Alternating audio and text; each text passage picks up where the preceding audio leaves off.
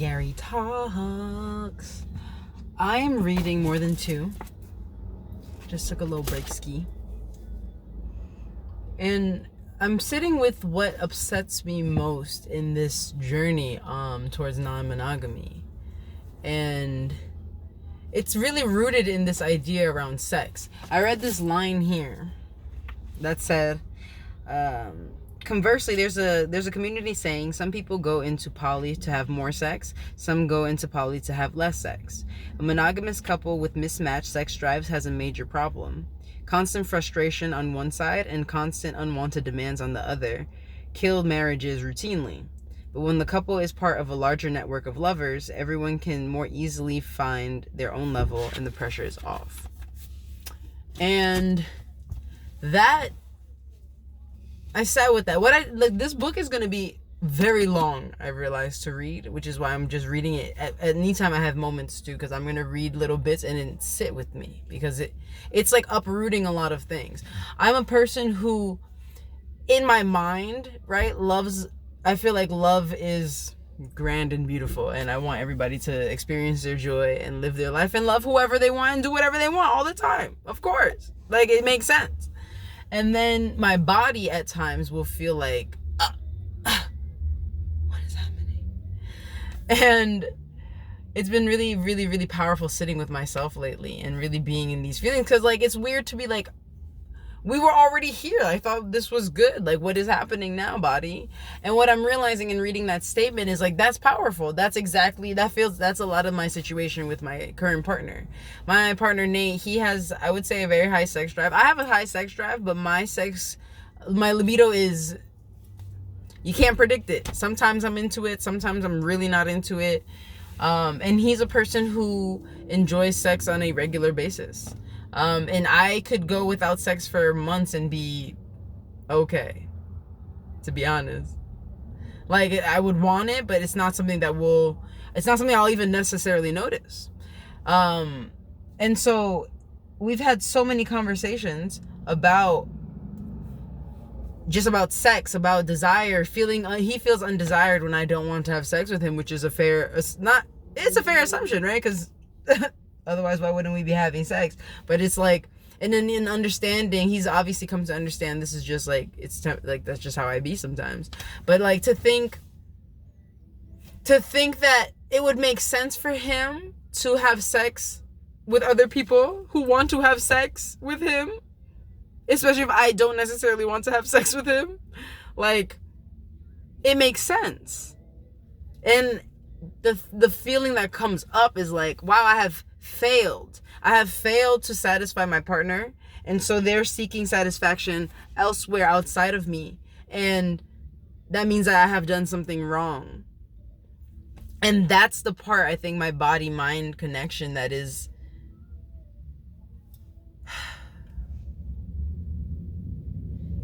like, that's not true.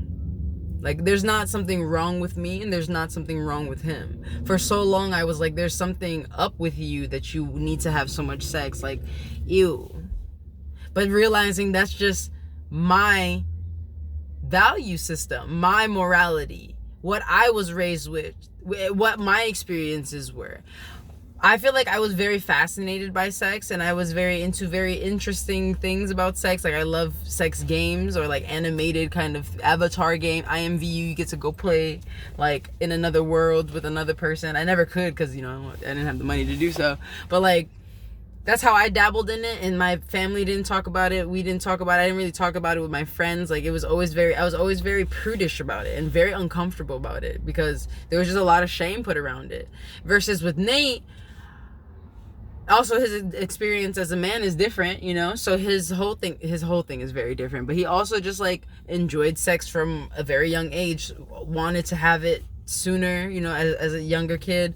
And, like, obviously there's things to unpack in both stories, and we've done a lot of work. He does work in sex, right? And I do work in healing. So, like, we've done a lot of things.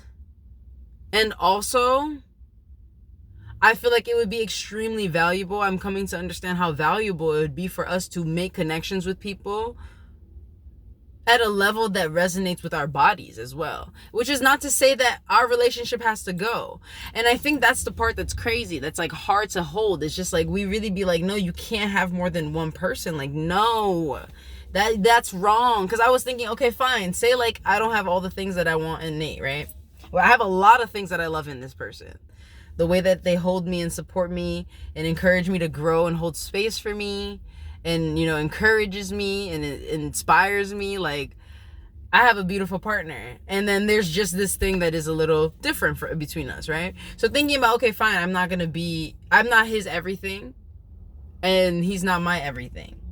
So I'm gonna go find somebody that I can be everything for, or find somebody else who's gonna be my everything. Because at this point, I've been with two people who have loved me in ways that are incredible,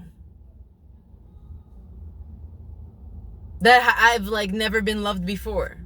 And and those are just two people that I've been in like long-term relationships with. I've been around and with other people who really love me and care for me. And so, you know, it's just like, it's just funny to think like we really have to, people always be like, no, you have to pick one, you have to settle, like you're not allowed to love other people, like that's weird, and shame you about it and make you feel weird about it. And that's why it feels so weird. It feels so weird to be like, I like more than one person, or my partner has another partner, and people really be looking at you like, oh, you getting played, yikes.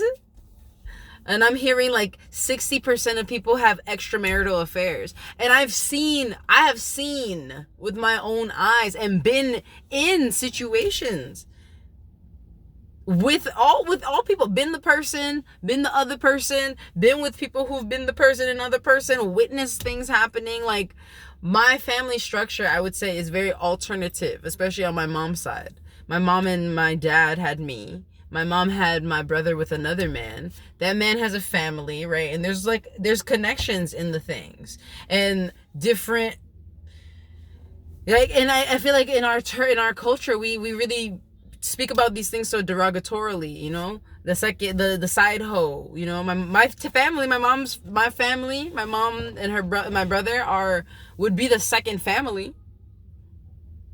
And like, that doesn't have to be a bad thing, you know? Like, I just feel like there's so much shame and so much guilt and ugliness around it, because yeah, we need to talk about hurting people. We need to talk about pain. And also, it's going to be painful. It was painful for me to hear my partner say that he wants to be non-monogamous. And it was painful for him to hear me say, I want to be non-monogamous before. It's painful to hear that. But also, what do? Do we just run from pain? A lot of us just run from pain. This week has been me sitting in the pain, like sitting and pushing on it. Like, what is all of that? And being like, ah. And then today, finally being able to talk and be like, it's because things are shifting like mad. My world is getting turned upside down. And it's beautiful. And it really is a perspective. Like, feeling before, like, seeing my partner talk about, oh, like, there's gonna be so much pain, and like, it's exciting to grow. And I'm looking at him like, because I realize I've been simmering in the ego too. Because who I am as a person is someone who loves hard experiences. I love hard conversations. I love the hard hitting emotions and all of the things. I love it. Love it. So when I find myself shying away from a thing, I'm like, oh, because it's hard. It's going to be a challenge. Because I have hard conversations often. So when I feel nervous, I'm like, oh, so this is big. Like, I'm going to have to show up and be different in this. I'm going to have to be different in this. I'm going to be different after this. I am becoming, like, right now. Because it's really not who you are that holds you back most. It's who you think you're not. And I've been thinking, okay, so who do I think I'm not that got me so bent out of shape? And I'm like, I don't think I'm kind. I don't think I'm gentle. I don't think if I'm going to be frank, a bitch nigga. And by that, I mean just somebody who's pushed over. And then that was interesting to be like, okay, so strong. I think I'm strong. What does strong mean, Gary? Does strong mean being able to control somebody? Does strong mean being able to influence somebody and get your way? Does strong mean getting your way?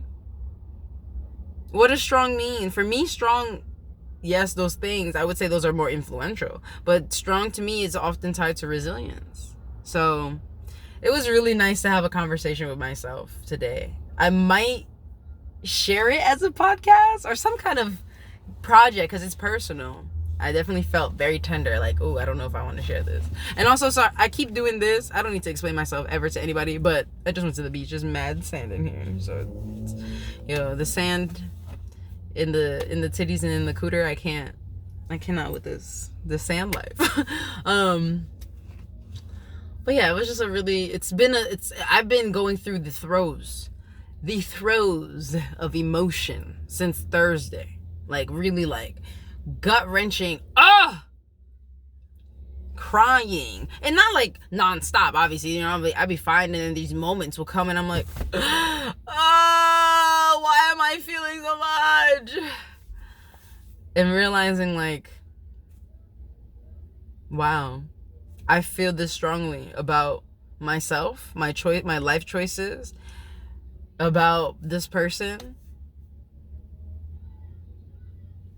The feelings be screaming and we be like, la la la la, I don't want to hear it. No, be quiet. Stop shouting. Oh my God.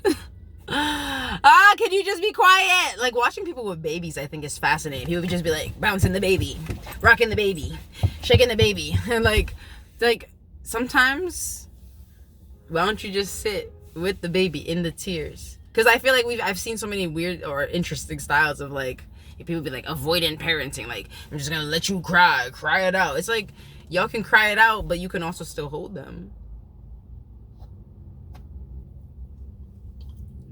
At least I know that's what I realize my inner child often needs. And also realizing, like, comforting myself in this has been so beautiful to really learn. This has been a journey to learn also how to comfort myself, how to care for myself, how to love myself actually, how to hold myself in these moments, in these moments where I'm also looking at myself feeling crazy and feeling judgy about myself for not being able to adjust to something I want. Being like, really? All right. So yeah. Just wanted to share that. It's been a long time and I've been feeling crazy about my expression too. Just like, I feel like I've just been holding a lot of stuff in and back, and not really because I've been sharing a lot, but like definitely on my social media. So just wanted to do a thing. Enjoy the day.